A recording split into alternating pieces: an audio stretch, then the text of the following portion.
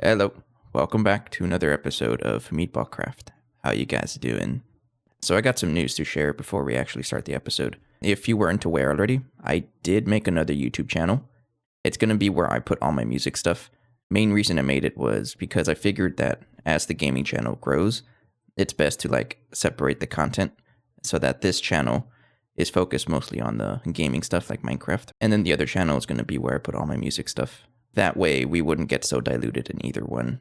So far I have a couple of videos on there, but slowly but surely I'm going to be putting all the stuff from this channel that's music related onto that channel. But I'm still going to be making references, right? For example, I did play on a Christmas concert a couple days ago.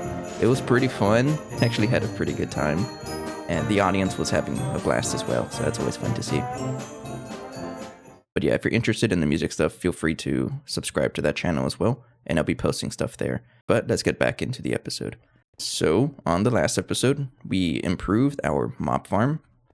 The mob farm itself is actually working pretty good. It's just the fact that we weren't able to generate enough essence and enough power. So those were our two focuses on last episode. Our power situation, we got appetite being produced from emeralds through EMC conversion, and that's what's producing us our power. Getting sent into this energy cell, and then we use a flex plug to send it everywhere else. So far, it is maintaining itself. We are getting enough emeralds from the overworld villager farm, so I'm not too worried about that. And then our answer for the essence is using the modular router to collect the solidified experience and turn that into levels right here. This is kind of a net loss. I've noticed we had like 351, I think, or something like that at the end of last episode. And we're slowly draining this, but I'm not so worried about it because 339 levels does last forever. And I'm pretty confident that by the time we run out of that, we should get enough netherite. And we're at 80,000 right now. We're getting closer. Remember, we're like looking for about 400 to 500,000 of it or so. So I would say we're about, 20% of the way there? Something like that. I don't know. So we're just going to leave this running in the background while we focus on today's objective for the day, which is actually getting a simple AE2 controller setup going. I've actually kind of surprised myself with how long I've put this off because it's usually the very first thing that I go for in any pack that I play, but it is time to do that. I'm not going to go very big with the controller. It's just going to be a very starter setup that I like to do. And the setup I like to go for involves 9 controllers and a bunch of P2Ps. We are going to keep channels enabled on this playthrough. It's just because I'm so used to playing with channels, and there's also another reason why. And I'll tell you about it whenever I actually set it up. So that's the first thing I'm going to do. So I'm going to try to craft 9 of these, and we should have everything manually. And I did set up the builder last episode, and I got a couple of Ardite and Cobalt. So I got to cook those up, and we got the manual in for that. I also wanted to bring up another comment that I got on the last episode. I really appreciate it. It's something I have been aware of for a while, and it's just every time I record, I completely forget about it. Until the past couple of episodes where I keep getting reminded. It's this recipe right here that uses the fire dragon heart, and it essentially dupes EMC. So we actually don't have to worry about emeralds. So all it does is it uses a fire dragon heart, which I believe we do have. I did fight a single fire dragon in one of the episodes. I showed 10-second clip of it or something like that. It wasn't anything special, right? I was just hunting for other things. But we would use that to combine with blaze rods, which is also EMC, into diamonds, and this ends up being a net positive EMC. So this is really recommended by the community because it's you basically won't have any more EMC issues anymore. I'm not going to really focus on that right now, but I will bookmark it so I don't forget, I promise. I'll come back to that whenever we do have EMC troubles, because right now, again, we have a good amount of emeralds going, and this is not causing us any problems. So we'll come back to this whenever I really need to upgrade our power, which might be pretty soon once I get the AE2 controller going. And don't think I forgot about the crafting calculator either. I just found out you can actually use this with the extended crafting tables. So for example, energy acceptors, just teach it that recipe. Which means that if I want to craft 9 controllers, this is all the stuff I'm going to need. 108 manulin, which now that I look at this, I don't know if that's enough. Other things, netherite, what the heck, I just edited for 5 minutes and we're already there. Well, we're not struggling with netherite at all, right? All this other stuff, most of this is EMCable.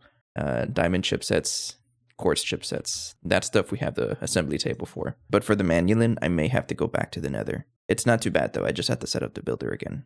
So the chipset's not too bad. You just have to set them up in the assembly table. I think I can do multiple. Yeah. It just, I think it's going to wait for this to finish and then it goes to the quartz. Refined iron is not too expensive. I think I even have a couple. I got plenty, so we're good on refined iron. We're also going to need a bunch of pure fluix crystals, and we still have that set up from the overworld over here that does that for us. Do need to turn off my magnet and put down the range collector for this, though. Just put it right there. And then power this with a flux point. And there we go. Turn that on. And I believe we just throw that in there. And then the skystone block is EMCable. So with that, I think after a little bit of waiting, we should have everything to craft this stuff. All right, so the lasers are incredibly slow. Look how slow this is. We have, what, 7 of you, I think? Yeah, 7. It's so slow. So I think we really need to invest in a ton of these because these chipsets are used a lot. Everything here is technically EMCable, except for this Emberstone. We're going to have to mine this, which is not too bad because that's exactly what that builder is for. Okay, so we're back at our mining pit. Gonna put that there, and then I'm curious if I can just set this to, like, let's say 4, only in a builder, like that. Let's say I can do this like this. And then I want to do 4 chunks to start off with, so we'll do all the way over here. But can I set this to like a different Y level? Oh, I totally could. So like this, 128. And then what happens if I put it into here? And then support preview mode. Oh, no. I think it's doing from here up 128. No, don't do that. I think I have to offset this by minus 128, right? I have no idea if it's working. So what about 64? Okay, that's how you do it. Pretty sure? I guess we'll see, right? Let's go ahead and turn it on. I'm also going to use the ender chest. And we're going to get so much junk into there. But I have to deal with the storage either way, so it's going to be pretty fun. Dealing with all of that. So let's go ahead and give this power. First of all, chunk load it. So we'll go ahead and chunk load this one, and then these 4 that I want to mine. Just like that. And then a lever. I guess I still have to learn how the shape card does whatever this is. I don't fully understand it. It's at Y126. That's where it started. We're like way up here at Y. Oh, no, it's working for us. Okay. I guess it's doing it under the ground first. Okay, that's fine.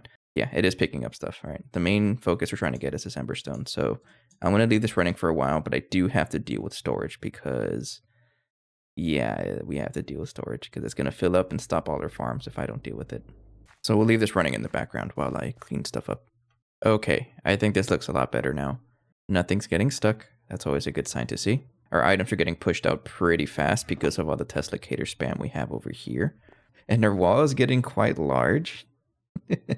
I feel like we're going to see some problems down the road, especially with the bees. Because I don't really know how they work due to the fact that they have like different stats internally, right? I guess we'll see. But so far we do have a good amount of Emberstone. Take some of those and then we'll process it down into the ingots and then craft a bunch of lasers like this. I also have a bunch of the iron alloy blocks. I honestly should spend the time to upgrade these alloy smelters. And actually, how expensive are they? Now that I think about it. Yeah, we'll come back to this in a little bit. And another good thing about the builder, we get more cobalt and ardite because I actually do not have enough manual. I'm curious, does the builder wand work with the seared bricks? Because it didn't work with the building gadget, but if it works with seared bricks... Oh, yeah. That's alright, we're expanding it up to world height because I can. Well, maybe not world height, it is taking me some time. Maybe I'll come back to this when we get a bigger wand. Like these unbreakable wands, right? How expensive are they? Oh, no, don't tell me I can do this right now. Oh, yeah. Alright, give me a second. Alright, this is totally unnecessary, but I want to flex on them, so let's do it. Nope, height limit.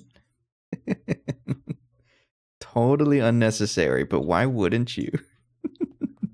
In your face, Sky Islands, now I'm taller than you. Now, I have no idea how this is going to contribute to the lag, but I mean, isn't it funny? Now I have so much space for shenanigans. And yes, I still use a controller, right? It's not for nothing. I'm still using it for ore processing for the simple stuff, but at some point I do want to move away from it anyways. Plus, another fun fact, if you want to speed up the rate at which it alloys, just give it the time in a bottle.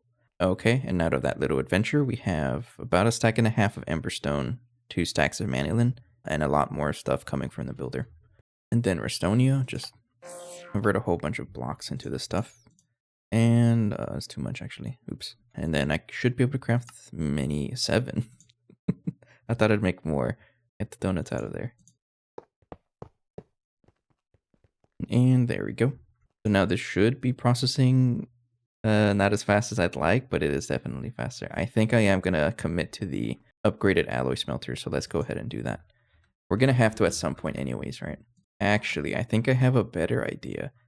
I can also make these iron alloy ingots in the nuclear craft iron, in the nuclear craft alloy furnace. And I really like these because you can spam these with upgrades and make them just ridiculously fast. And then I have the time in a bottle to speed it up even more. So we'll go ahead and make this. It doesn't look very expensive. Yeah, not too bad. Oh, never mind. Uh-oh, platinum. I can get platinum by mining the stuff through nickel, but I'm not going to worry myself with that. I just want to stick with what I have right now. But I definitely do want that alloy furnace from Nuclear Craft. It's going to speed things up so much. So we'll continue with the alloy smelter from Ender.io. Man, there's so much little bits of crafting I have to do to get this stuff.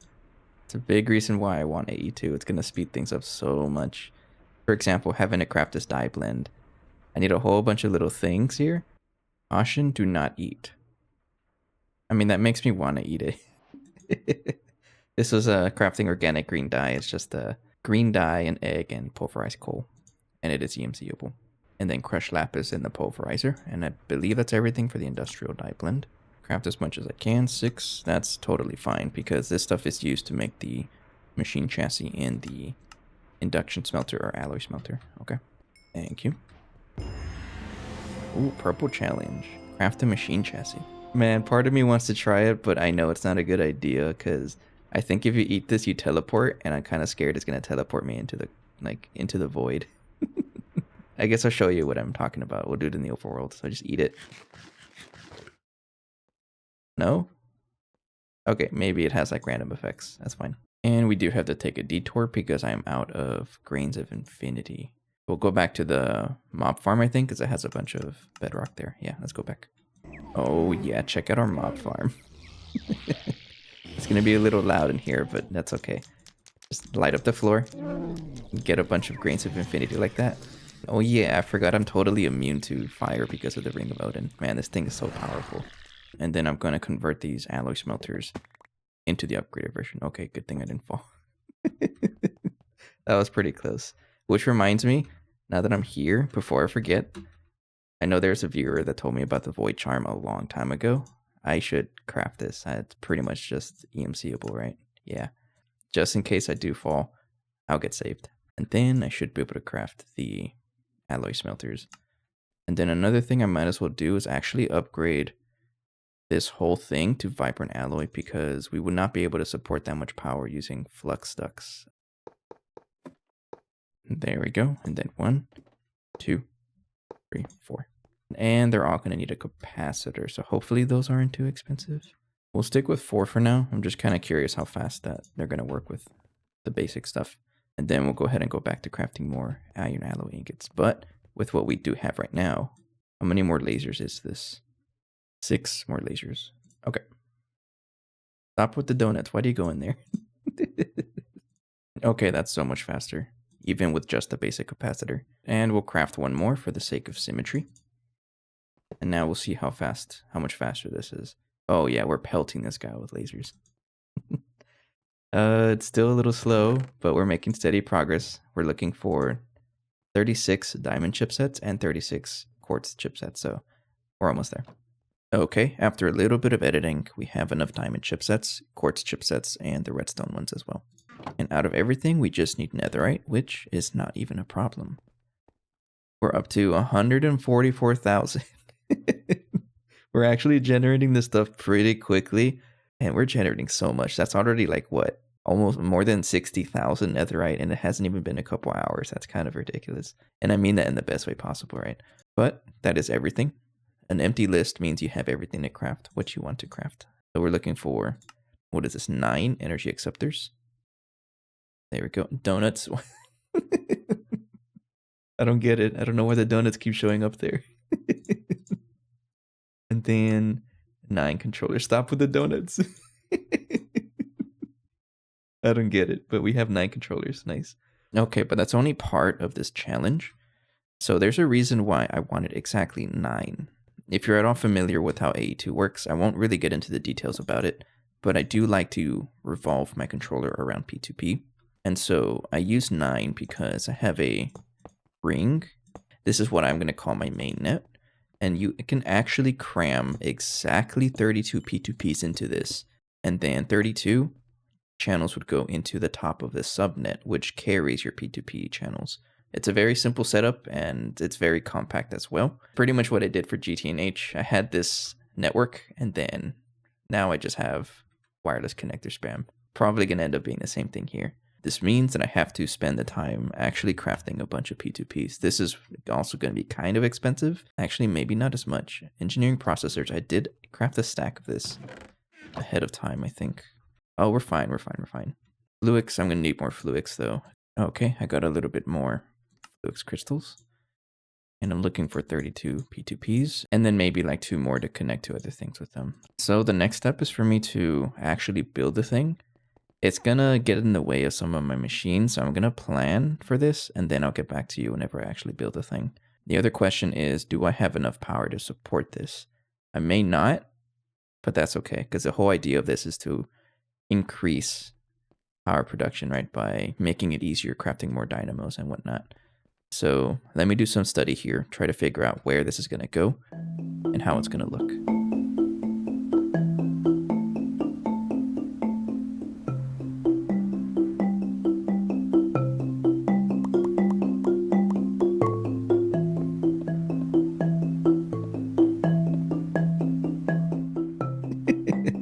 Oh yeah, check it out. This monstrosity of a controller here. So you are able to cram 32 channels. So you can pretty much just have like a single subnet over here, single subnet face, which takes all those 32 channels. And then if I want to connect them out to somewhere else, I would just do like this and then P2P and just like that. So this P2P will connect to the mainnet over here. And then for me to actually power the guy, it's just a simple quartz fiber over right there. And there we go. And the only way this would work is because we have one of the controller faces sticking out right here. But it's basically doing the same thing as all the others. So from here on out, let it be known, my main net is going to be purple. So wherever you see purple, that's what's actually connecting to all my machines. And then the blue cables, blue or light blue cables, it's going to be my P2P subnet. The only purpose that's going to do is moving all of these P2Ps all over the place to connect to our main net. It's very cramped, yes, but I like this because it takes full advantage of every single face of our main network, which is what I honestly can't tell you how many channels this is. It's a lot though.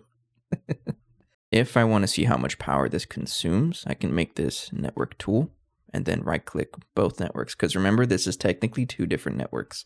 So I have to check both of them. And so the mainnet is consuming about 120 RF, and then the subnet is consuming about 80. So together, less than 200 or so RF per tick. And this is also without any other devices connected. And that's not too much, honestly. Our power is doing okay. Generators are doing just fine. So another thing, I know not everybody understands P2P, and that's totally understandable because, you know, if you've never looked at this before, it can be a little confusing, I will admit. I won't really explain fully what I'm doing with these P2Ps because this is something I've done for a while. I'm just used to it. But if you had any questions with how this works, just let me know, and I'll try my best to answer in the comments. But one of the first things I want to connect is actually our little tiny storage over here. And I guess I can show you my whole idea behind this and kind of explain an inside joke we started in GTNH, and I'm going to continue the trend over here. It's not going to look any pretty, but if I want to connect the storage to my mainnet, I just need to give it a P2P. Disconnect that one because you're not doing anything. And this is where the inside joke starts. In GTNH, the name of like my first major base in that pack was called the lunchbox. And that's because it contained all of the spaghetti, right? I'm going to continue that trend over here. this is spaghetti. And the controller itself, I will call it the lunchbox. And every single P2P that I have is going to be a random food or drink. So at some point in that playthrough, we have so many P2Ps that are named random things like kimchi, we have spaghetti, we have sour pickle beer for whatever reason, we have peanut butter. And I'm going to do the same thing here. And maybe it can be like a community thing, right? Maybe you guys can suggest one of the P2Ps to name, and I'll go ahead and do that. But for the very first one, I'm going to put something that I am literally drinking right now. Very first one is going to be called Earl Grey tea. Oh man, it's so good. And I guess I didn't even talk about the advanced memory card. I got this from a quest reward, I think. Probably, I don't even know where it came from. It just showed up in my inventory. But this very first one, we'll call it Earl Grey tea. And then I like to have my current mode to bind to input, I believe. Bind to input, yes. So if I want to connect to it, I just have to right click this one and then bind to Earl Grey tea. And there we go. Which means Earl Grey is now an input, and this one over here is connected to Earl Grey. Which means now this has all the channels, and then I would go ahead and connect it to purple, because remember, purple is our mainnet. And there we go. So now all of these guys are connected to our system. And we pretty much just follow that trend. So if I want another device somewhere else, for example, my storage solution over there, I can just put a storage bus and connect it to another P2P, and we'll go from there. Again, it might be a little confusing. I don't know if I'm explaining it correctly. P2P in nature is kind of a little confusing, right? But I have so much practice in this that it's kind of second nature to me. But again, if you guys had questions about it, just let me know and I'll try to explain. Okay, now that we have a pretty good ME system going, we even have good power to support it, the next step is to start setting up some autocrafting. And the very basic stuff we'll need to get a simple setup going is just an ME interface, a molecular assembler, and a 1K crafting storage. All of this stuff is not too expensive. This stuff does need the advanced crafting table, but everything in here itself is not too bad. So all of the starting machines, I'm probably going to replace this wall of dried bricks. I don't need this anymore. And I was thinking of something. I told myself I wasn't going to put a basement until I get flight, but because we're already setting up autocrafting, I should set up a basement so that we don't have this going on where if I want to connect wires, I'm not going to have this, right? That's kind of ugly. So we'll go ahead and build this very simple basement. It's going to be made out of gray concrete, and I just have a water bucket here to, sink to the bottom, just like that. And then for me to connect to the top and bottom, we have elevators, which are EMC-able.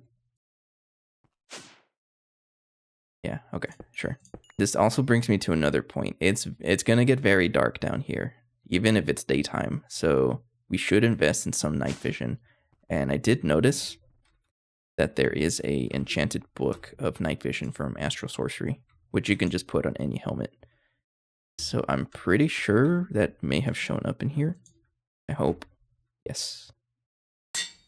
Right there. Oh yeah, there we go. So we're just going to build a simple platform out of gray concrete. And I'm a lot more brave now because we have that void charm, right? So if I were to fall down, for example, hopefully it doesn't kill me. This is the first time I'm seeing how it works. Okay, yeah, we're fine. Ring of Odin protects us, so we're completely okay if we just fall down. Okay, check it out. Nice gray basement, right? We'll connect to our network through here using a dense cable. And then I can just bring along the channels over like this, all the way over here, which is where our first machines are going to be. So the very first things I go for whenever I'm setting up autocrafting is being able to autocraft the things that can autocraft first.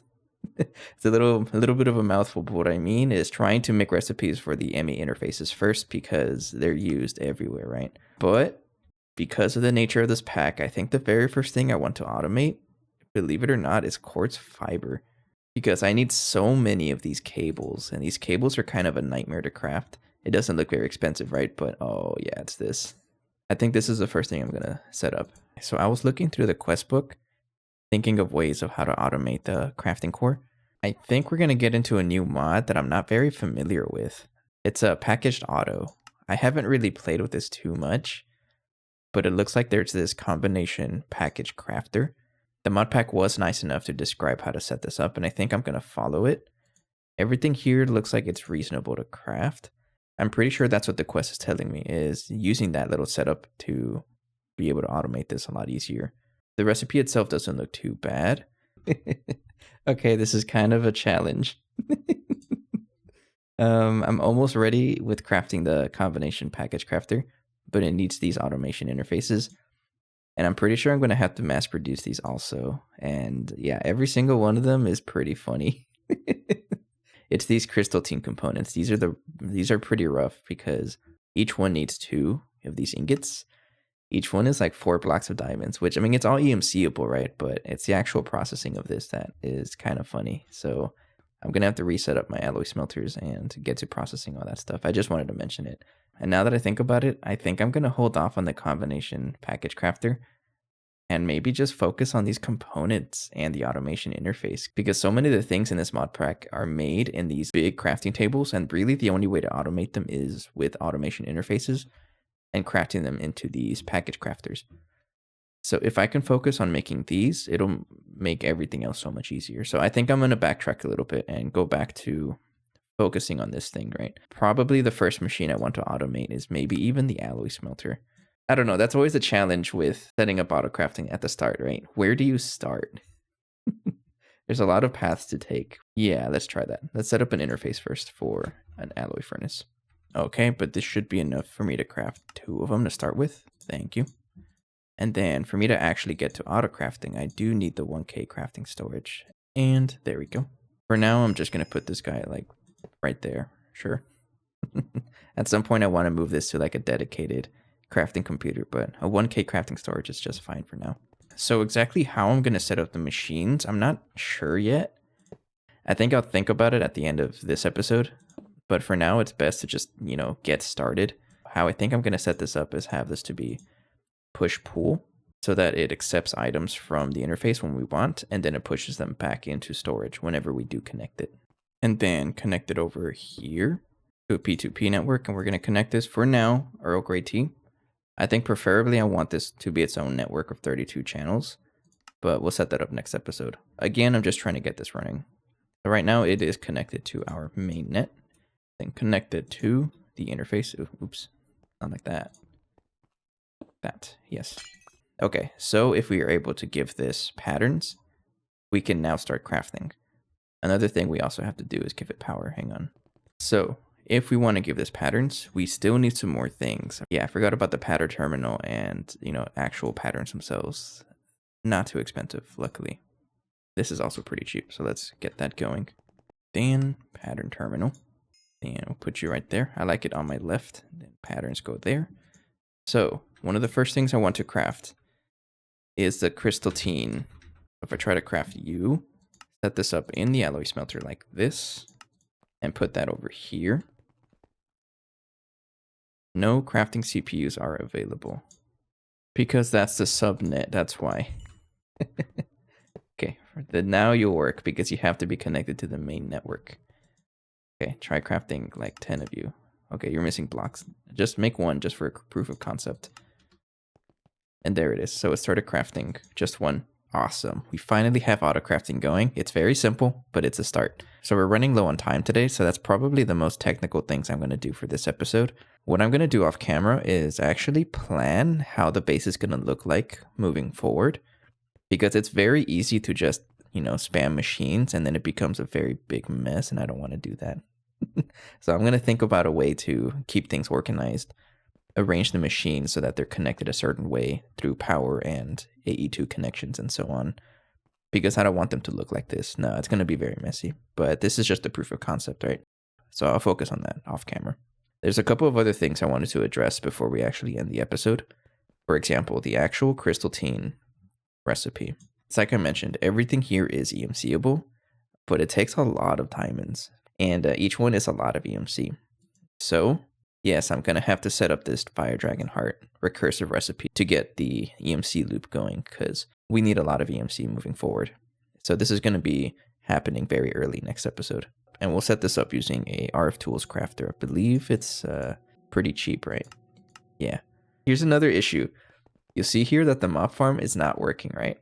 That only happens when the ender chest is full. And this circuit here tells my machine to stop running. But this is the funny thing. Look what happens when I open it. It's filled with confetti cannons that are stuck, but as soon as I open the chest, they behave correctly and then they go trash themselves. Schrodinger's confetti cannon. I don't understand it. We have them being stored over here, but maybe I have to actually set them to be trashed in the trash can over here. And we'll see if it behaves correctly. I don't really know why it's doing that, but I found it really funny. I noticed that. I saw my farm wasn't running, and then it's like, what? We have experience, we have power, what gives? No, it's the confetti cannons being all weird. But speaking of the farm, netherite check. 243,000. This means we're basically halfway there. So probably by the end of next episode, we should be able to do this. Oh man, I'm so excited. Okay, but we'll go ahead and wrap up the episode. We got some pretty good progress going. We got a pretty good AE2 controller going, crammed with a ton of P2Ps, and we even have the very basics of an autocrafting system. So on the next episode, we're going to focus on improving our autocrafting situation and also working on the Fire Dragon Heart EMC dupe recipe to get more EMC to help us with our resource production. And the whole time we'll be letting our farm run and maybe even get enough netherite for the furnace dimension. I'm so excited for this. But for now, I will see you guys in the next episode. Happy Thanksgiving to everybody who celebrates it. And if you don't, have a good day regardless. Take care. I'll see you guys in the next one. Bye-bye.